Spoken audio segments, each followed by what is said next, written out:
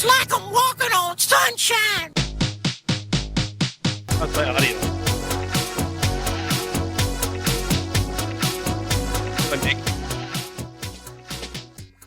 All right, welcome to DoomCast number 25. My name is Charlie McGrath. I am the co-founder of DoomCast, along with my esteemed co-founder colleague, Doug Owen. His website's blacklistednews.com. Mine's wideawakenews.com. If you are one of the few listening live, hey, welcome to the new website, which is doomcast.com. Let me just explain real quick. At any time when we are recording live, you can go to doomcast.com and listen to us record live. I just put out a little a little video explaining the whole situation. And I'm going to say it one more time because, Doug, as the program is becoming more popular, and so there's people listening all the time that haven't heard previous messages. But Doug and I picked actually Doug picked it. I'm just a follower. Doug picked the podcast format for one really good reason. Him and I are both extremely busy. We both have regular day jobs. We both have websites. We both have programs that we put on outside of DoomCast. I think both of us would agree this is probably, I'm going to speak for myself now, this is probably the thing I look forward to doing the most because I know I'm going to laugh. I got my friend Doug there. His face is all busted up because of the dentist. So I'm going to have a lot of fun on his account tonight. But every week it's been this way. So the answer to the question of people wanting to know when they can jump into the chat room and listen live, I'm going to do my best to do a promotional video every time we record live. Doug does a great job of sending out email bursts to his 100 billion followers over at blacklistednews.com. So we will do our best to make it a regular event that you guys can look forward to. I will say this, as a rule, generally speaking, most of the time, especially when it's cold outside, we will be recording on Wednesdays, 6 p.m. West Coast, 9 p.m. East Coast. Occasionally, there's a Thursday thrown in there because of reasons like this week where Doug couldn't speak yesterday because he was violated by a dentist. So generally speaking, Wednesday, sometimes Thursday, maybe once in a while on Friday. But you know what? We've yet to miss one. And next week, Doug, will be our 26th, which, if my math is correct, is half of 52, which happens to be the number of weeks in a year. So I want to thank you for almost our 6-month anniversary. I just wanted to be the one in the relationship to say I remembered first. You know what? I was actually thinking about it. I was like, wow, we're almost there. Where's the halfway point? 52 weeks. We're, approaching 25. It's almost 26. So, yeah, and I have to reciprocate that. I feel very fortunate to be part of the Doomcast, and I always look forward to it. I think that's one of the cool things is that we kind of go our own ways, and we pick some choice articles throughout the week, and it's really the only time that you and I talk. So, and we record it, and hopefully people find it to be informative, compelling, and we'll continue to support it. I agree, and I'm gonna use the word entertaining because I get a lot of feedback. Look, I enjoy listening to us, and I'm telling you, Doug, I recorded thousands of hours of radio programs. Right. And literally, I can look real quick. I have over 1,000 videos up on YouTube, and it's safe to say that 700 of them are mine. They're me speaking. And I don't listen to any of it. I don't like it, but I really do. I enjoy the back and forth that you and I have on Doomcast, and I enjoy listening to it. So I'm hoping that, that translates to some folks as a block a week, an hour a week where they can sit, listen, hear some real stories that are, that we talk about in this genre, in the Awaken community or the Patriot, whatever. They can hear that kind of perspective, but it also, I'm not afraid to say it. I hope they're a little bit entertained because, everybody should laugh once in a while, even if you realize how really doomy the world is. We all need to laugh once in a while. Oh, well, I mean, if you look at the irony in all of it, it's pretty evident.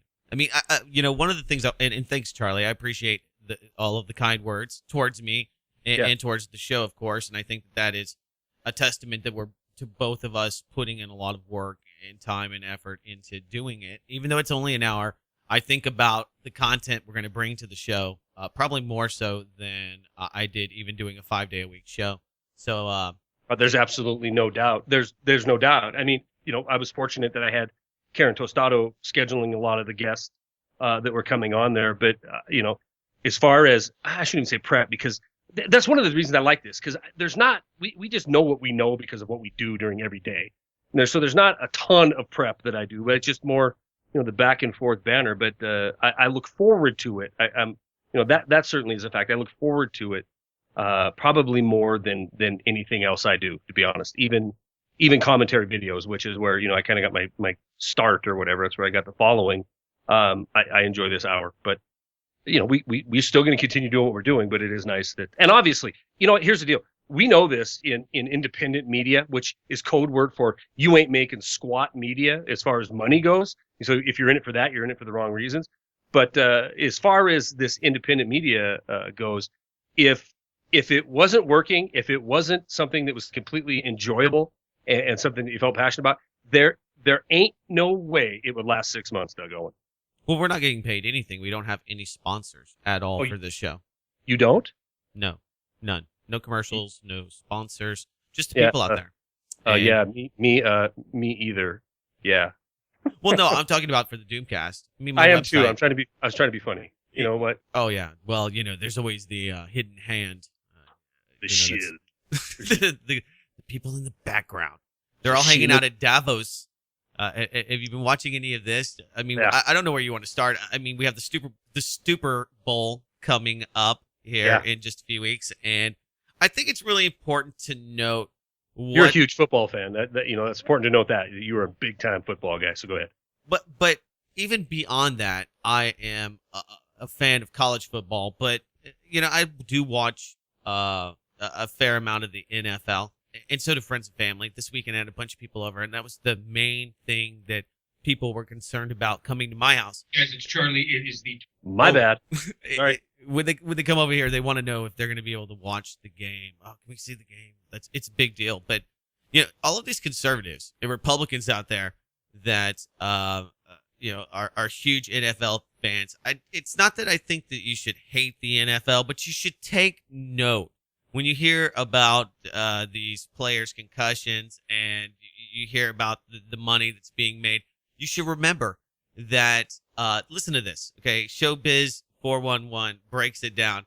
The NFL made a charitable contribution of 1/100th of its annual income, and it pays its commissioner $29.5 million a year, and it's a 501c6, a tax-exempt organization. I don't think a lot of people realize that. I did not know that. The NFL's Wait a minute. Yes, it Are is. you kidding? Okay, so listen to this. So in order to be able to be a tax-free, and we know that they make billions of dollars. I don't have the number in front of me, but I billions.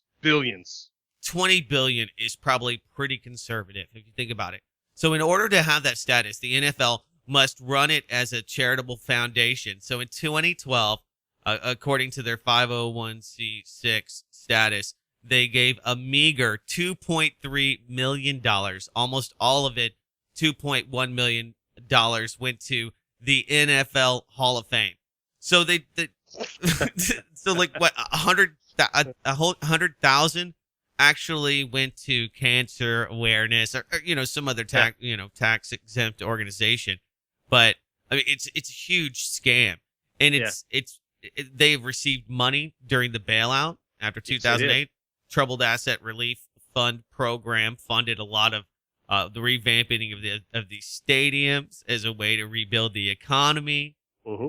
And some of the brilliance there is that some of these stadiums you can drive up there and still see what was it, the Recovery and Reinvestment Act placards that $1 billion was spent on because they're using and even if it wasn't bailout money, right, it's cities that it's tax dollars in a lot of cases that pay for these multi-billion-dollar stadiums, and I guess, Doug, I am shocked by that. But they bring money. See, that's what everybody says. See, you give them money, but when you look at all the sweetheart deals that they get, these companies.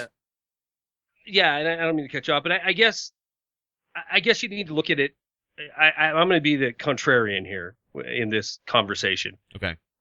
I'm okay with the fact that a private organization isn't shuffling money hand over fist to the government in the form of tax revenue.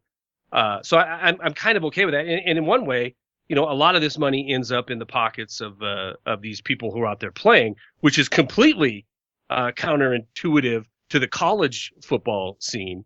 But that's about where I draw my line of sympathy with the NFL or think that that is a wholesome institution. I don't think it is. I think like the Chinese. Well, I'm just saying that they're a welfare queen, just like so many of the other drags on our modern society or in our modern society that we pay through the government. It just shows you cronyism at the nth degree and something. And let's not even get into the debate about antitrust laws. I mean, there's no competition whatsoever. They are a monopoly in that regard. You would think that they would have to, and I guess because they're a tax exempt charitable foundation, you would think that they would portray themselves as such or be required to by law. Not that I'm a corporate lawyer or. You know what? You think that the refs last year when they struck, you think that would have been a point that they brought up? Trying to get under the skin a little bit of so-called management. They didn't want to blow the thing up. They just wanted to get paid more. Yeah. Yeah, and don't throw the baby out with the bathwater here. I mean, they're making billions of dollars. Right. Well, and I actually 100% agreed with the ref argument of last year. I mean, these guys are, and it's obvious. It was painfully obvious how completely connected to the game they are. Without them, it isn't the same game. And you know what? They really don't. They don't make that much money. In fact, they have to have. You probably know this, being a huge football fan, but they have to be in a position before they can even be an NFL ref, where I think it's $150,000 a year they have to make outside of that.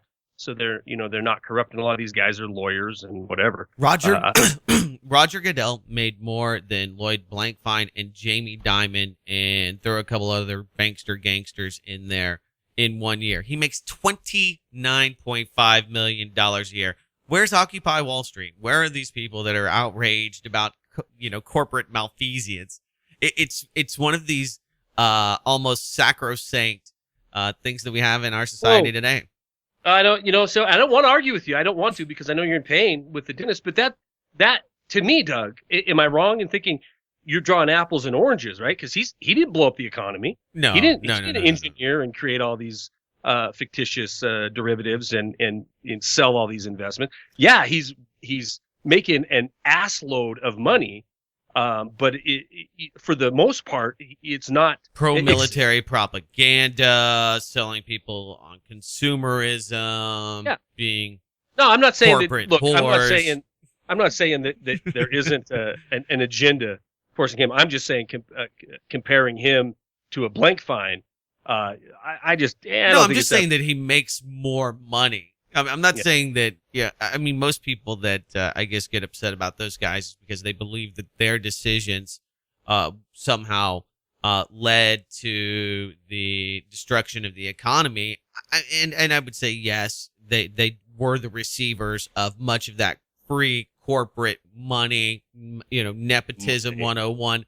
They got cash-free money, but so did the NFL. And the NFL, pushes all sorts of political pro-war agendas. So, I mean, it's just something to keep in the back of your mind.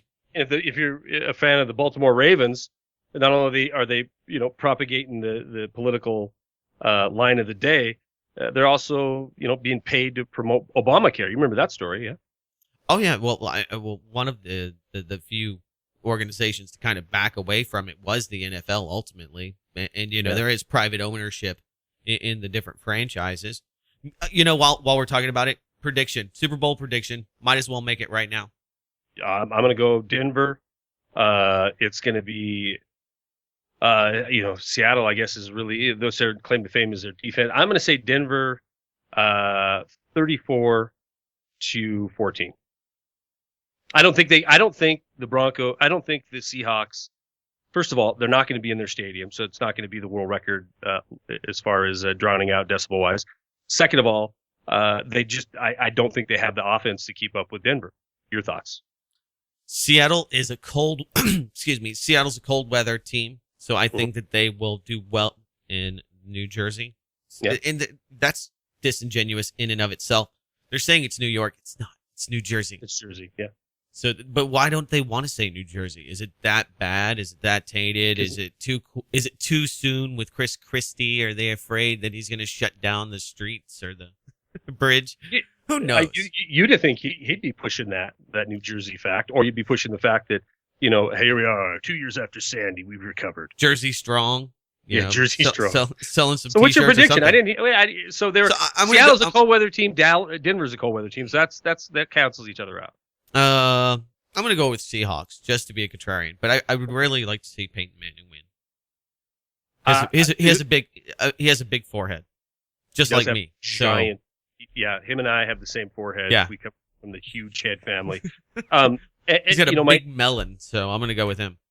Yeah, and here's the deal. For those of you who don't know, I root for the old guy too. He's the old guy that's had 4 neck surgeries. Yeah, I like him already. Doug is a big football fan. Me, and not so much. My kid has followed the Broncos.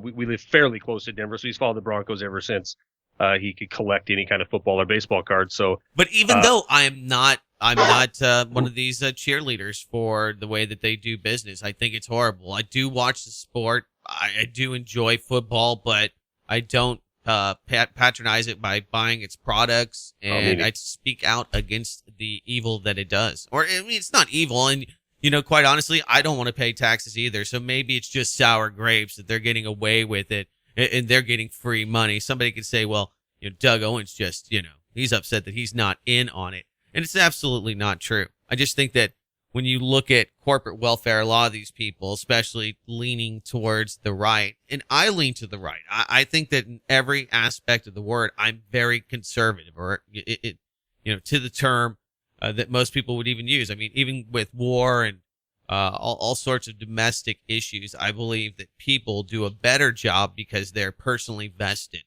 Mm-hmm. But with that, I'm not. No, I agree. And if you claim to have a conservative perspective, certainly any business, private sector or public, any private sector business that is pretending to be conservative or to have those values, on one hand, like every financier on Wall Street, pretending they love free market capitalism, but at the end of the day, their hat is in hand begging for money when they screw things up globally. So there's a big misnomer, and it's particularly rampant, getting better, but particularly rampant in the neocon set of what conservatism really is, or what free markets really are. I could argue with absolutely anybody on this planet that the biggest welfare queens are the folks on Wall Street. Not the people who are drawing their debit card food stamp or getting welfare of one form or another. That's a drop in the bucket compared to what the real welfare queens are collecting. So, yeah, if you say you're conservative, then I can understand why this largesse of the NFL that is partially sponsored by tax dollar and bailout money would upset you. So, I agree with you. I'm on board. Well, good. I'm on board the Dougie bandwagon. Well, I mean, I'm going to watch the Super Bowl, and I think the Seahawks are going to win. So there you go. I'm going to watch it. I'll eat crow if that doesn't happen. Yeah, I think you're going to eat crow. So that's awesome because I've never been able to play the crow sound for you. But I'm going to watch it because, you know what? There's going to be some Illuminati messaging or something in it. Absolutely. So I have to do it. I'm obligated for the show to bring that to DoomCast and the Doomcasters, especially the ones internationally that don't keep up with all the, the nuances.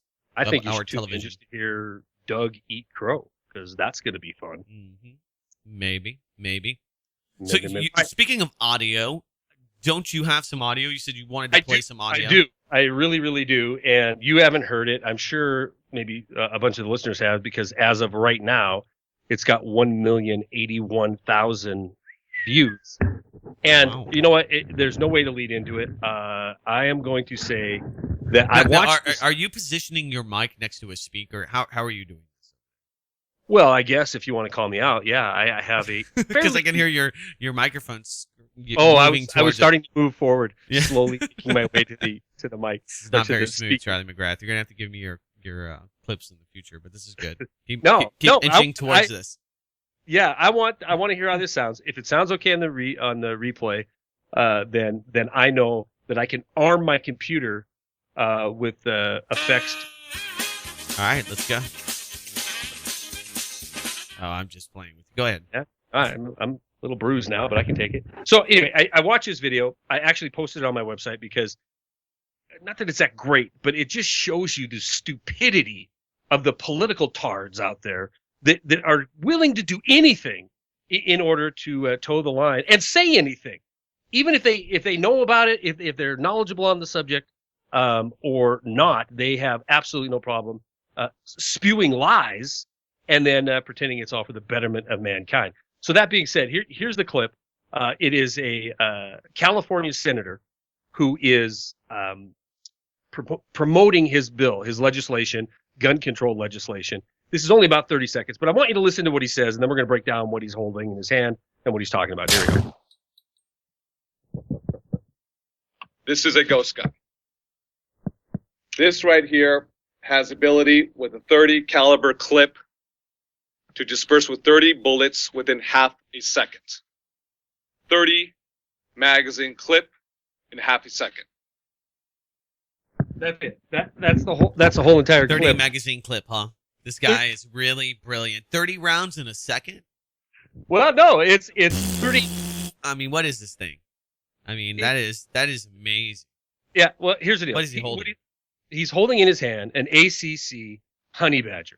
And for those of you who don't know what that is. A honey badger? A honey badger. Yeah. Okay. Do you know what weapon I'm talking about in honey badger? I know that they don't give a F. They don't. Honey badger don't care. They don't care. Honey badger don't give a crap.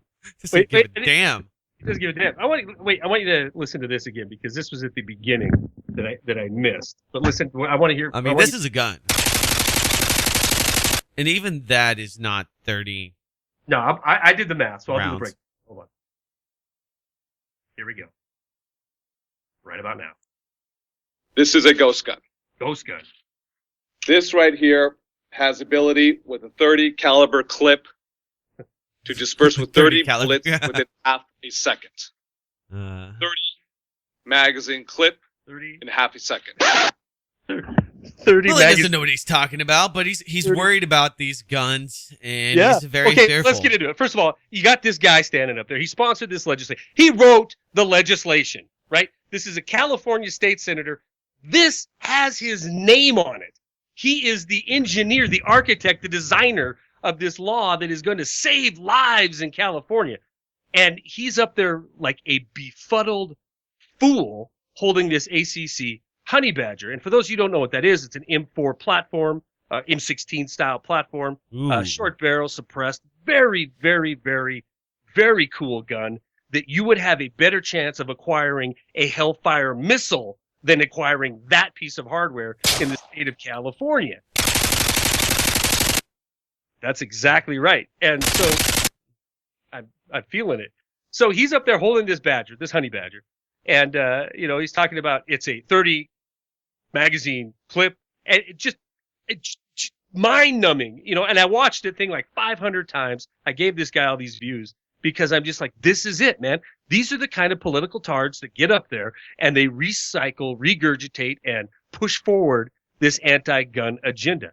An ACC honey badger, 7.62 by 39, awesome piece of hardware that you're never going to be able to own, especially in a capacity of a 30 magazine caliber round clip in a half a second. So I did do the math on that, and because that's what he says in the video.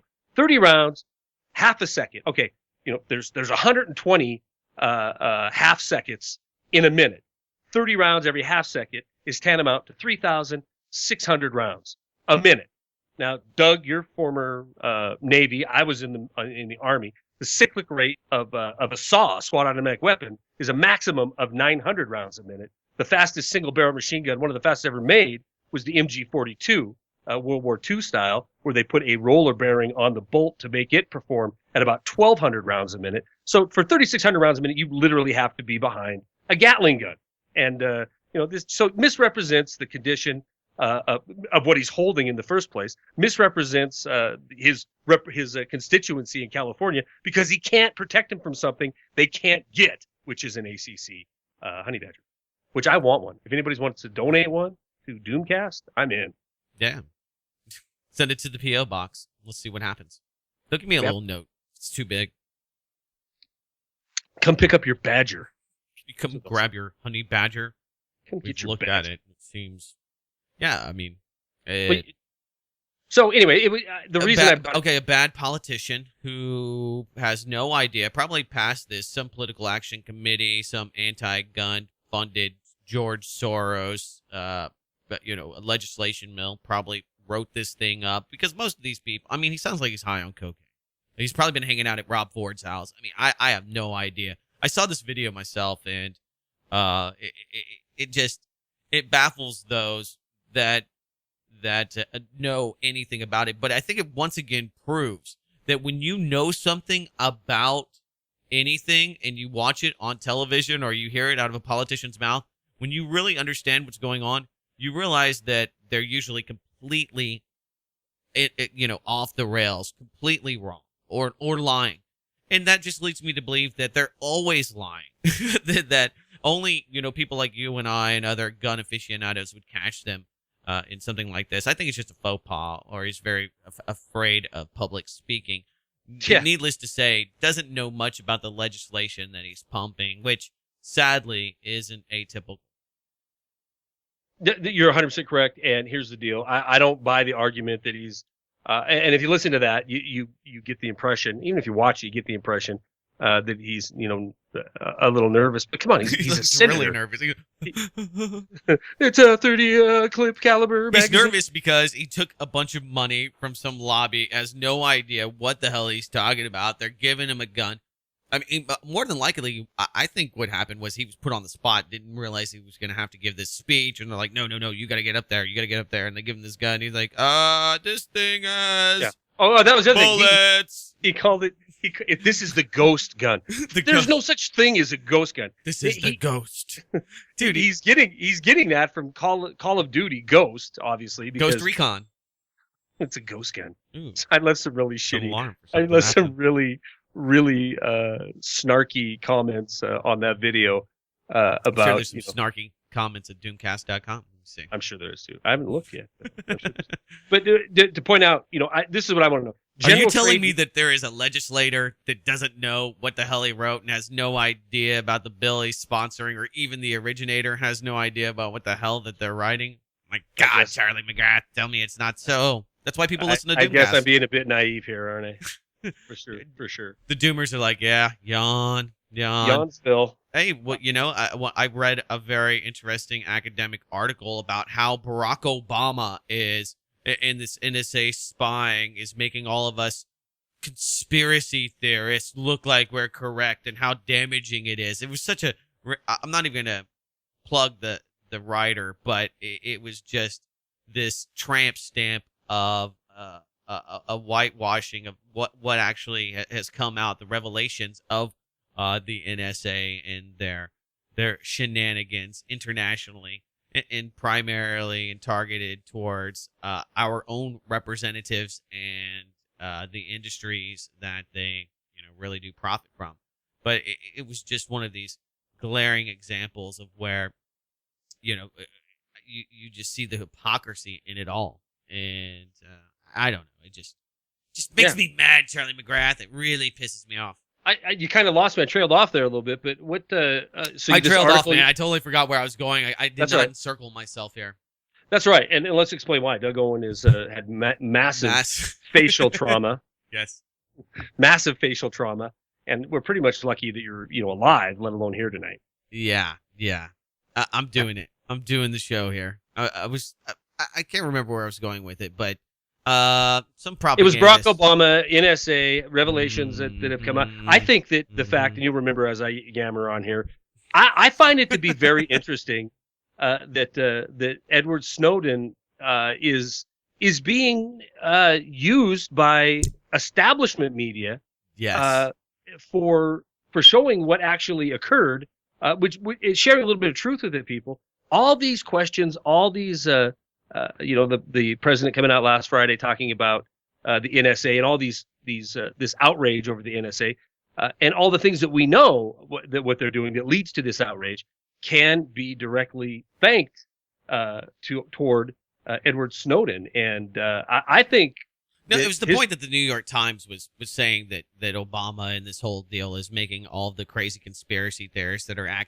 anti-vaccine, believe in chemtrails, that they're giving more and more validity, and how the U.S. is becoming less logic-based. We're believing less and less in science, all of the climate change deniers, and basically, that Edward Snowden is setting this dangerous precedent, and it's taking away from established science, and how this is going to make us, all idiotic, and we're regressing back towards yesteryear. So that was basically where I was going with it. Yeah, and you could see that response as being atypical of establishment or the establishment in general. They're discrediting our monopoly on knowledge. That's right.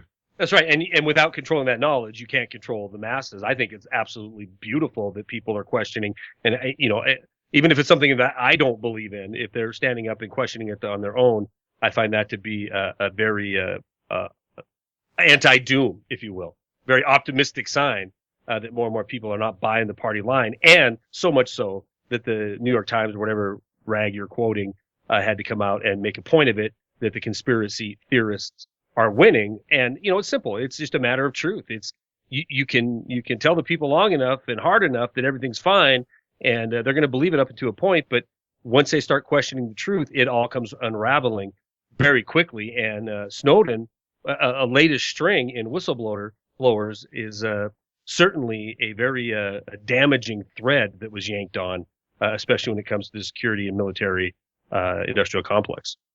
Indeed, Charlie McGrath. Indeed. Which leads me to another story I wanted to talk about tonight. And I talked about it a little bit last night with Karen Tostado, but you had to have seen and had to scratch your head and say, to the 400 plus re-education camps that are going up inside of China because of internet addiction. Did you see this? Oh, yeah. They're the first ones to diagnose it as a clinical disease. It's something, but they, if you're not a good Chinese citizen or statist, you get re-educated. They're trying to wean themselves from that, but it's a popular communist tactic. Bad citizens have to go back and get their mandatory re-education. When it comes to what's happening in China, wouldn't you want to get away? Wouldn't you want to live in some other place too? You've been there. Yeah, I've been there. I can't. Well, first, Beijing, which is where this story takes place, of this documentary film that's being made. Beijing is, tier one. It's. I guess you can get addicted to anything, can't you? Absolutely. I think that the thing that I took away from it is, it's just a government, and I don't view the communist government of China. I honestly, this is going to make people mad, any more diabolical than the so-called freely elected government of the United States. Probably less so, because I think you know what you're getting in China. I think you know what you're getting. For the most part, the Eagle's not happy with my rhetoric. But I think for the most part in China, you are in a lot of ways born into a caste type system, and if you're lucky enough to live in one of the tier one areas, then you're just living like a modern human being in 2014. If you're living out in the middle of nowhere, you're in a mud hut, and you're probably working in a factory making cheap goods so you can ship them around the world. And that's just the way it is. And I think people have come to expect that lifestyle. However, the takeaway I had was a government stepping up to say that too much time on the internet, 6 hours is the instance, by the way. 6 hours a day is too much, and you could end up in one of these re-education camps. I believe that the Chinese government fears the internet absolutely every bit as much as, and we fear as much as the Chinese do, the free exchange of information and ideas on the internet. So when you see a government setting up camps in order to torture people into not participating in that, I think it's just a sign of things to come, and I don't think it stops in China. How long before the West has this is a valid addiction that somebody's labeled with? You have internetitis. I don't know. Whenever somebody gets together with the government and they can get a license and start franchising it and helping people with it, they're behind the eight ball. But it does seem that in Asia, you have a little bit more of the affinity for the internet. But there have been kids that have died on PC and console games playing for days on end. Sure. but so what? I So, mean, I mean- so what? You know, but, we've talked about the number of maybe, people that have fallen out of bed and died. I mean, it's trivial. Look, if your kid's on the computer too much, that's your job, right? That's your kid, that's your business, that's your phone, your computer, your technology that's coming into that house. You have to raise your kid and get them off there if they're on there 6 hours a day. If you're a full-grown adult and you're living World of Warcraft or whatever the game of the week is, well, then sorry, you're the one that you're said a loser. you like China. You said it was good, or it's as good as this place. So What's that? No, wait, bring that back. Spin that around. you were just saying that China's no worse than the U.S. and I'm thinking, well, maybe they are if they're forcing kids to go to Chinese internet camp. Maybe you're right. Yeah, I mean, maybe they're setting the precedent. As far I'm just as thinking that's kind of creepy. it is creepy, but what's even more creepy is that true free markets are more alive in China than they are in this country. And How's that smog? I mean, okay, I like that idea, but when you look at things like having these huge screens, I mean, they're almost surreal. They have screens. Did you see this that show people the sunset and the sunrise because they're no longer able to see it, and it's actually messing with people, kind of making them crazy. So they used to have these huge screens in Beijing and other places like Shenzhen and the like, these big industrialist hubs. That used to be advertisements. Now they show these simulations, these recordings of sunrise and sunset, and all these people come around to watch the telescreens, and you're like, here it is. So, I mean, I like that. I understand how you even used Orwellian telescreens. Yeah, I like that. And that's what it is. I mean, you come to see something that's virtual because it's so. I mean, I see Asian people here in the U.S. and they're all wearing masks. Talk about paranoid. You think I'm paranoid? These guys wear masks everywhere, and it's but because if you lived in Boding, China, Mhm. a major, and I spent 2 days there, a major. You can tell me how great capitalism is, but I look at those people and I'm like, that's not a great example. And I'm I not don't saying think it's a great example. I'm saying that for us to for the when it comes time for political expediting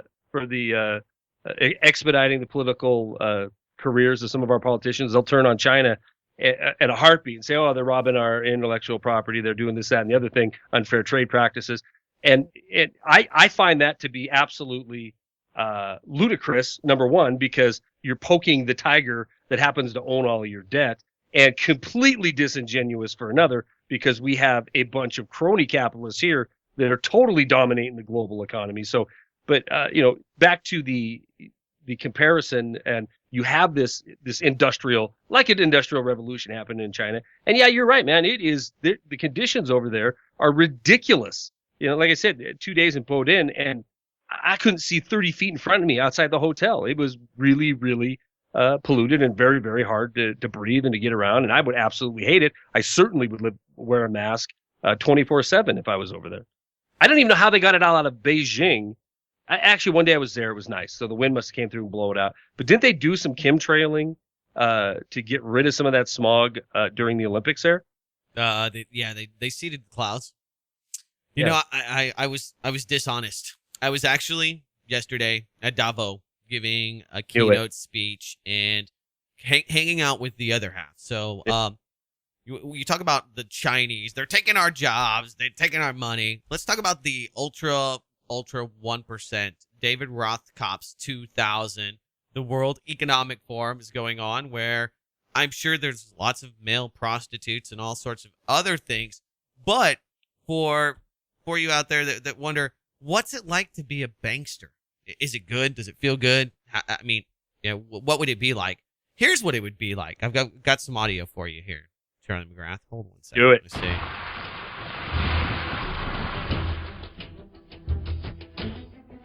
Barbed wired perimeter security cameras, motion sensors. The Intercontinental Davos, a mountain layer that's easy to defend. Security seems to be quite expansive. You have a perimeter set up. We are zoned as a particular secure area during the World Economic Forum week. We have a bit more than a handful of head of states coming. What does that mean, more than a handful? Well, 6 or 7. Which ones? I can't tell you. Who decides which head of state gets the one presidential suite? The World Economic Forum exclusively decides that. Nestled in the foothills behind Davos like a giant golden egg, the Intercon is the newest name in a valley that knows luxury. There's a 10th floor bar to watch the city below, with a dedicated cigar lounge. In the off-season, suites start at $1,100. But during the WEF, well... How much? I can't tell you. More than your normal rates? Yes, we have, of course, a certain market situation in Davos during this period, and that is reflected in the rates. You go to Monaco during the Formula One, you will see that the price structure there is probably also slightly different to a normal weekend in higher. Monaco. So probably higher, yes. After the WEF, the hotel is banking on the conference market from Asia and the Middle East. But first, the new belle of Davos has to get through its first ball. All right, so yeah, behind all the security perimeters, there's 2,000 of the world's elite. We're talking about thousands of millionaires, lots of billionaires. You know that Bill Gates is there. They're talking about world policy, patting themselves on the back. And I just wanted to pull this up. Here's just a number to look at when all of these great wonks and economists come together. Record 20% of U.S. households on food stamps in 2013. That is 1 in 5 houses that you see out there is on government assistance. So while they're partying it up, and I mean, this is beyond Michelle Obama's vacation. I'm talking about the pimpest of the pimped. But listen to this. You got to like this right here, Charlie McGrath. Henry Blodgett reports on Davos. He was at a dinner event. He says, I went to one of those fancy private dinners last night in Davos, Switzerland. Quote, like most of the events here at the 2014 World Economic Fund or Forum, the dinner was conducted under what is known as the Chatham House rules, which means I can't tell you who was there. So very secretive. It's kind of like the Bilderberg event, except probably more exceptional. Absolutely. And more global. And... yeah, I've got some other stuff here, but I mean the corporate creme and de la creme. it's 80, I believe, if I remember reading the story correctly. You're pushing $100,000 to be a member and you have to attend. You got to pay for different bracelets, which gives you access to different meetings, to different levels. What a bunch of just scumbags! 80 billionaires. Yeah. Yeah, and you made you said the 48 million or whatever the big percentage, 1 in 5. On food stamps, but and it certainly goes much deeper than that. What the true misery index. That's really high this week. Did you see that? That's a headline. Misery index all-time high.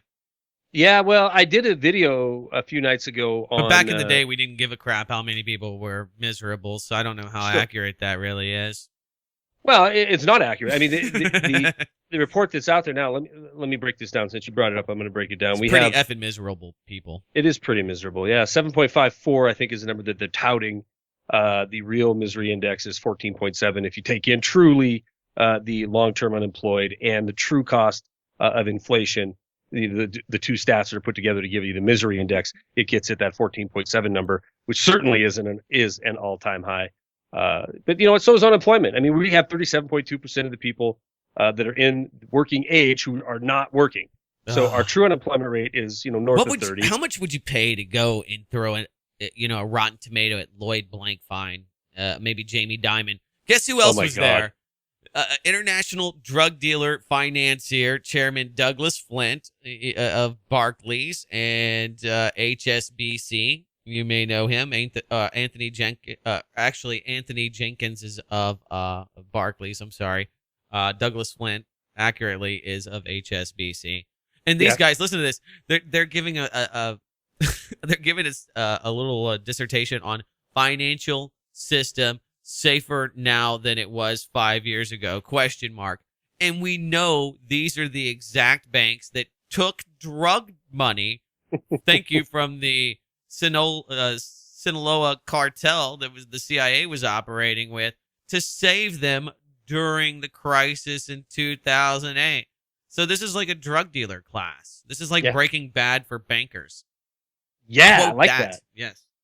Yeah, well, and then you have our chief lawyer in the country, basically telling us that those guys that you just mentioned, they could kill you, and there's nothing you can do about it. They're just too pay powerful. Billions of dollars. If you have $2 billion, you're not going to go to jail. That's the ticket. You're going to See, make a deal. debt isn't in itself bad. If you want to live high on the hog, it isn't. You can't have a little debt. Listen, you have kids. to have a whole lot of debt, billions and billions and billions of dollars. Then you can just write your own ticket. Money, money, money. Must be funny in the rich man's world. And what the hell is Lloyd Blankfein doing there? What the hell, man? Thievery. I mean, these are the 101. same. These are the same corporations, right? What's even more disgusting is it's the same retread scumbags who were in charge then, who are in charge now, who are at this $80,000 plate Davos thing, where your freedom is being negotiated away. It's just like Bilderbergers. We have heads of state showing up, making policy behind closed doors, don't have a camera, no light of day. Nobody knows what's going on. And if you try to get too close, they would use the ghost gun, honey badger, to mow your ass down. These are truly scumbags. Yeah. They are. Rick Perry. Rick Perry's there. He also attended Bilderberg in 2008 against the Logan Act, or in opposition to, or illegally, however you like to put it. You suppose they're setting him up for some other kind of presidential run? Well, he's there at Davos. This guy, he gets invited Davos. everywhere. He's at Davos, and He's got fantastic hair. he has fantastic hair. There's no doubt about that. I'll give him that. And he is there, and he's talking about weed. So I think that weed is going to be the future here. Rick Perry comes out in favor of marijuana decriminalization at the Davos meeting. Quote, "As governor, I have begun to implement policies that start us towards a decriminalization," Perry said at the World Economic Forum panel on drug legalization in Davos, Switzerland, according to the San Antonio Express News. He was referring to drug courts. He sounds like an a-hole. Dude, he's the kind of guy that goes to other states and asks their businesses to come to Texas and says that we'll give them sweetheart deals and they won't have to pay taxes, and he'll let illegal immigrants work there and it'll be all good. I just don't like his accent. Well, neither did America. And it's fake, by the way. He doesn't really talk like this. He probably talks like a Yankee. He is a Yankee. He talks like a salesman.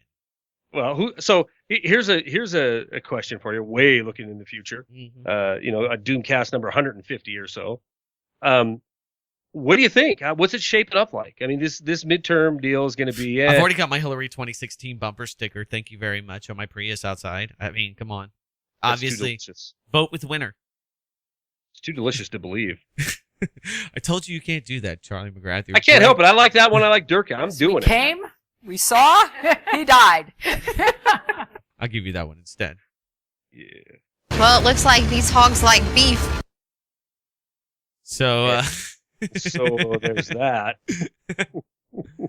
Yeah, so, I mean, that's the future. They don't have much else. They know that the populace is going to be really upset and pissed off, and they can make a lot of money off of weed. And it'll probably take a little bit of the edge off of the economy bankrupting. I'm glad you brought us back around to that weed thing, because myself, I don't partake in it, but I truly believe it should be legalized across this planet immediately. You'd release a big majority of the people we have in prison that are there for ridiculous war on crime or war on drugs charges, just siphoning money through the prison industry right out of the state's pockets, right out of your pockets, and creating this whole prison class. So I'm completely for what Colorado has just pulled off. I like it, but I don't like it. I don't like it because they're taxing the crap out of it to the tune of 30%. Yeah. Then they're not providing any protection for these dispensaries, for these individuals that the feds come. That they'll give all of that information and over to the feds. You have the same banks that I was just criticizing for going to Davos and drinking champagne and hanging out with stripper boys, and they won't take money from the dispensaries. So that's a fine opportunity for Bitcoin and other cryptocurrencies to creep in and replace the dollar, which is not necessarily a bad thing, but it just kind of shows you the hypocrisy there, where you have this new government regulation. You're supposed to pay these taxes, and they don't protect you at all. So right, huge taxes, by the way, huge. 30%. Yeah, I mean, so much so that they're actually they were running out of weed. Wouldn't it be ironic the Second American Civil War, or the Second American Revolution, or the breakup of the country? Would that be funny? Wouldn't it be funny? That'd be a good time. But wouldn't it be funny if the catalyst for that was states standing up for weed? If a state like Colorado said, well, the people voted, it's legal, and the feds come in to shut it down. I believe the state is obligated to kick their butts out. It's the feds. almost too delicious to believe, my friend. No, you got it. That's Civil true. War by weed. Civil War by weed. Speaking of weeds, organic food shortage is hitting the U.S. I guess it means that people are more aware of the benefits or the downside to GM food. But New York, MyFox New York reported organic and cage-free eggs are becoming popular to the point that some major grocery store chains are reporting shortages. A New Jersey ShopRite recently posted a sign saying the short supply was industry-wide. Although I wouldn't worry about it. I mean, what was it? 3 years ago, there was a rice shortage where you were people that were buying rice in mass at Walmart were being, only given one bag. Let me tell you, some of the people in the alternative news community were freaked out. I mean, I thought it was notable. You can go back and search articles on Blacklisted News, but I mean, I thought it was the beginning of, rationing all around, talking about a civil war, which I guess isn't unprecedented if you go back to the 70s. You look at the energy crisis, the energy shortage, and being told, certain days you can fill up. But I think it would be the first real crisis that hits home that many people in my generation, your generation, the Generation Xers. Isn't that what we are, Generation X? I'm not really sure. I think I'm older than that. I think I'm Generation Shut the Hell Up. Generation Get Off My Lawn, kids. Take your filthy dog with you. Yeah, I remember that. I remember the rice shortage, shortages. This is kind of. I mean, it shows you that there's more of a market. People are going to be paying a lot more, but it shows you that awareness. We talk about how the markets can sway things and change. Sure. And then you got to draw the conclusion. You got to drop back to a segment that is waking up, like that New York Times reporting a nation of non-believers or whatever, scientifically based, a nation of conspiracy theorists. Well, yes. One of the outcomes is going to be the realization that GMO food can kill you. So yeah, it doesn't surprise me that we're seeing a push on organic food, and we're going to see shortages on it. Grow your own, then you won't be short. Well, I'm with Rick Perry here. He says that he doesn't want to decriminalize it. It's not that I don't think that it should be legal. I just don't think it should be illegal. I don't think there should be regulations over it. On GMO food? No, what are we talking about? Pot. On marijuana. You know the government actually has most of the patents on cannabis? Yeah. Yeah. I mean, now I don't know if the Supreme Court would hold those up. A lot of those Monsanto. Wait, what does Perry want to do? If not, the economy's dying. They don't have anything else. They're going to sell weed. That's no. What is he? How's he going to support it without decriminalizing it? Oh well, he just wants to reduce prison sentences. So he just wants to fine people and give make it a ticket. So they're not putting people in prison for a few ounces of weed or for selling weed. They can just make money and then keep you out there and paying into the machine. I mean, that's the big thing is that, you're not going to do much time, but if you get busted for, marijuana possession, it's a real hassle. You'll probably lose your job. It's on your record. It depends how much you got. I mean, listen, I have a if you had a CDL license or anything like that, any kind of license, I don't care if you're a plumber. They can take that away from you. Sure. Real estate, you've got to go through an ethics board. And I had a friend who had a conviction when he was, 19 years old for marijuana, and he's 30 some odd years old in his mid 30s, and he had to go to a review board. Luckily enough, there were some people there that were reasonable, but it came up, as far as him being ethically able to just sell a house. So I mean, those things. I mean, just because it doesn't land you in jail, it might land you in the unemployment line or make you unemployable. And the fact that you have to you still are going to be coerced into admitting that you're doing something wrong. Right. And so that in and of itself is the losing battle. If you're forced to admit to the state that they have that domination over you, even if it is just a slap on the wrist fine, then it's bullcrap. It's bullcrap, my brother. Yeah. I mean, wheat wars. Yeah, well, I mean, you have the same thing with the USDA organic labels. That you have to pay a lot of money to even be certified. So you might have beef or free range chickens that lay eggs that are completely organic beyond what the USDA recommends, and you can't afford to deal with the government, or you don't want to give up your sovereignty, because if you do, you allow them to come onto your property. They can inspect your crops, and if you live there, if that's part of your homestead, well, basically, you allow the government into your home at any moment without any kind of recourse. So there's a lot more to it. There's a grander story, I guess, behind why this is, and a lot of it's because of the regulations and the red tape and and I like the government watchdogs at least trying to keep us in an ideal world, and I know I'll be misquoted. That's what government should do. They should protect our life and our property from bad products getting on the market. But when you look at how lax most of the standards are, and the fact that they choose to go after, farmers selling raw milk to people that are willing to buy it. I mean, they've got so much money, time, and effort spent in staking out, Amish farmers. It's just beyond the pale. Yeah, it is. You know what I mean? No doubt about it. Shows the focus.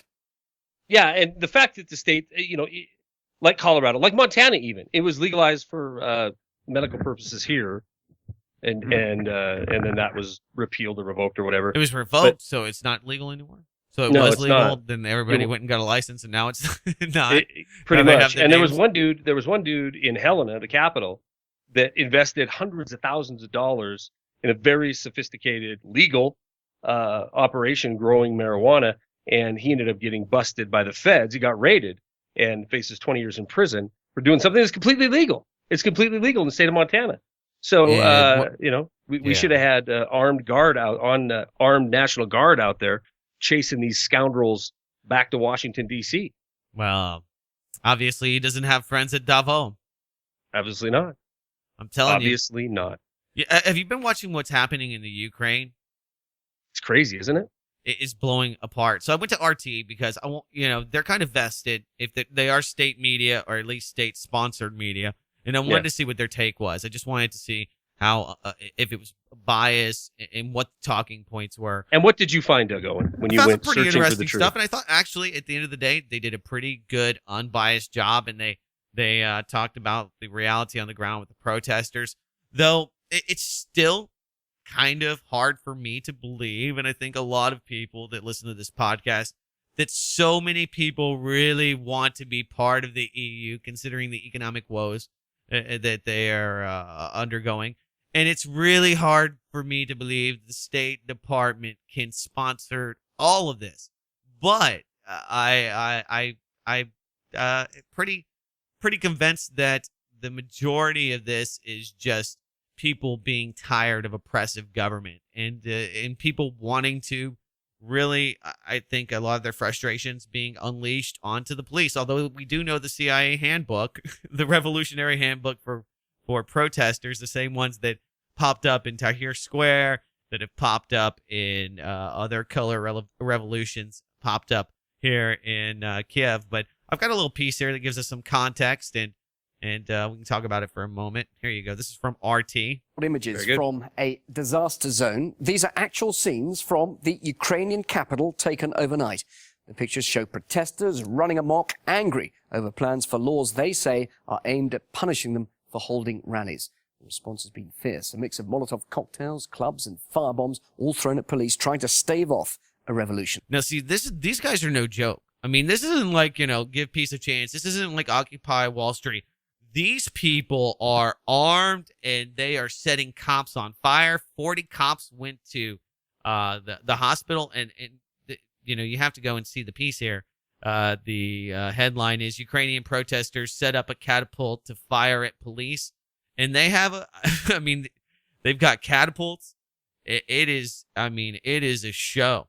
And a lot of these guys are those black bloc anarchists that have been shown time and time again to be state sponsored. But I mean, just looking at this and listening to, what's happening on the ground, you realize these people really have to be pissed off. I'm really pissed. Yaroshevsky is in Kiev for Listen RT. to this. It's morning now in Kiev, but the tension at the riot place where the events unraveled in a very violent manner yesterday are not dying down. You can see what remains of the police cars and police buses which were burnt yesterday. A pretty depicting picture of what happened here yesterday. Over there, just literally 50 meters away from here, are the police lines. The riot police, the special regiment called the Berkut there, trying to secure the government's border. Yesterday on Sunday, the protesters gathered for a typical rally. After that, they decided to storm the governmental quarter, and the clashes with the police erupted. We have information that more than 70 police officers have been delivered to hospitals with different injuries. They still remain pretty much over there. We saw some very brutal scenes of the police officers being beaten up. Also, there was some violence from the police. Reportedly, they used rubber bullets against the crowds. We can see. Yes, I mean, this is full on. I mean, you got the police firing rubber bullets, gas grenades. You got the protesters basically dismantling cobblestone streets and using that as armament, beating the crap out of them, setting cops on fire. And this has been going on for a month, mind you. They're just now breaking down this occupied square that they've been in. So it's just, we talked about this. What was it? DoomCast 21, I think, where we played the RT piece from that guy, the Seeker, or the Truth Seeker, basically talking about George Clooney and how he's there, and Newland and others, that are in support of this. So, I mean, it's playing out in a huge way right here up into the Olympics. That's what I was going to take it next is, we certainly could be in for some fireworks in Davos here very, very soon. In Davos, they got not Davos. I'm sorry. In they got a lot of security Sochi. up there, my friend. What is it? Sochi? Is that right? Sochi, yeah. Sochi. Yeah. The Black Widows. Well, I have I follow this like you have, and I'm waiting for is this going to be the Eastern European spring? Is that what we're going to be talking about here in a few months?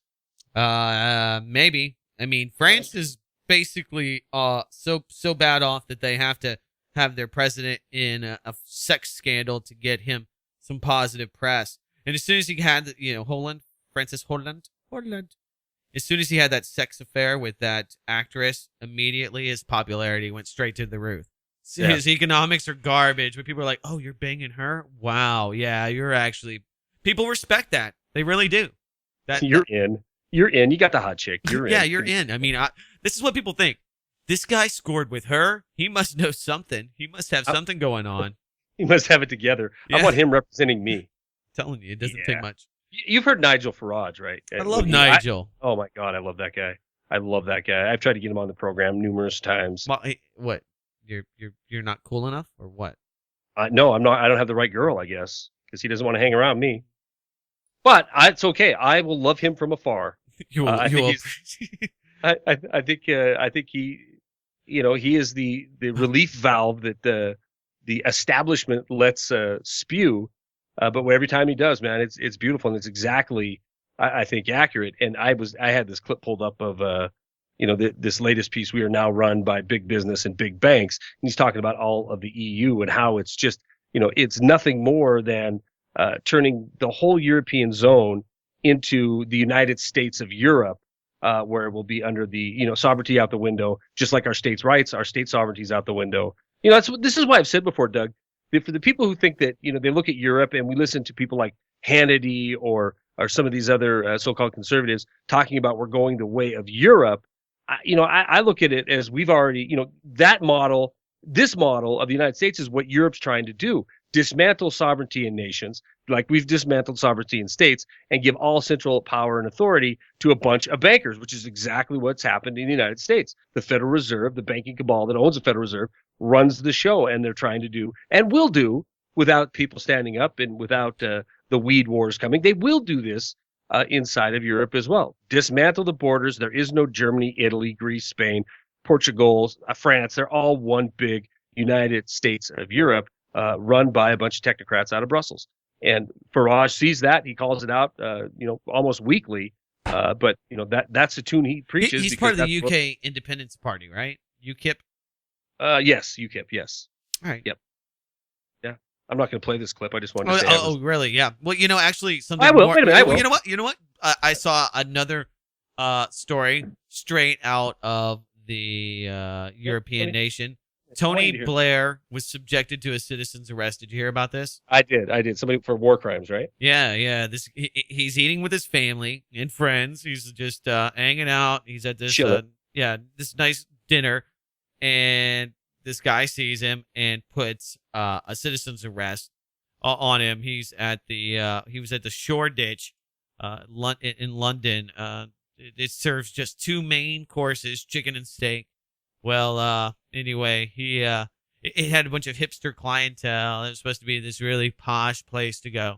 This guy grabbed him, and I just like the idea that you're not free to walk the streets anymore. You just can't get away with it. You're not somebody that can. You have to isolate yourself because these people, are war criminals, knowingly. Okay, it's 100% admitted. We now know definitively that he was privy to the fact that all of the evidence against Saddam Hussein and towards, Iraq being a place where Al Qaeda was harbored was completely fabricated. He worked to keep the public in the dark, and they spent over $1 trillion and committed countless war crimes. So right. I'm glad that somebody has the balls, and you have to have testicular fortitude to be able to do something like that. Because there's no doubt about it. Yeah, that is, I'm surprised that even he got close enough to do that. But yeah, you're right. It is nice that that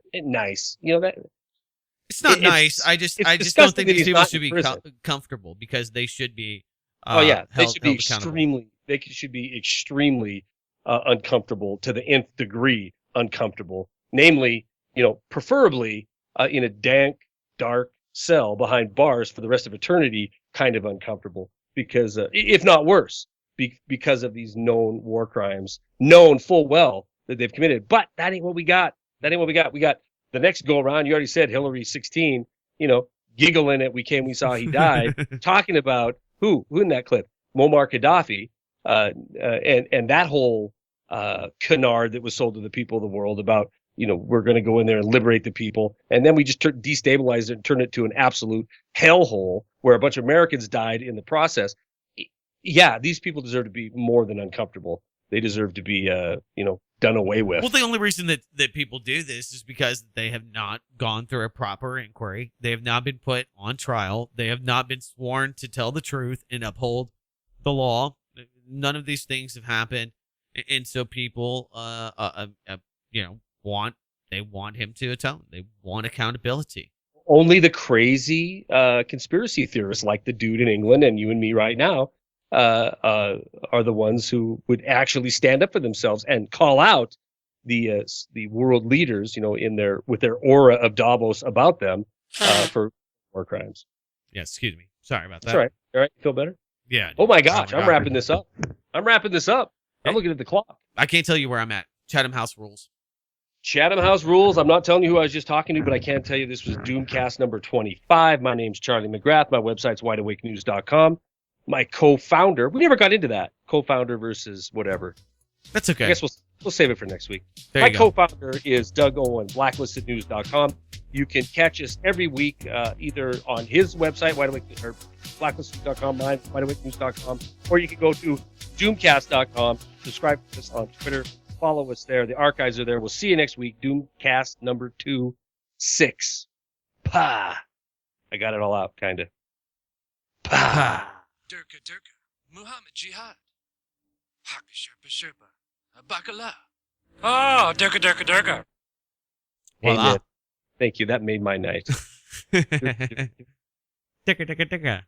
All right, brother. I'm gonna go. I'm so depressed. I can't eat any food. It makes Oh, me that's sad. right. You got the face from hell. I'm taking my boy to dinner. That's why I wanted to go to early tonight because he's going to his mom's in the morning, and so we're gonna scoot out the door right now. Send me the thing. I'll put it up, man. Hope you feel better. All right, man. Thanks. Bye. Have fun. Bye. All right, ladies, gents, boys and girls, and others listening from wherever. Thank you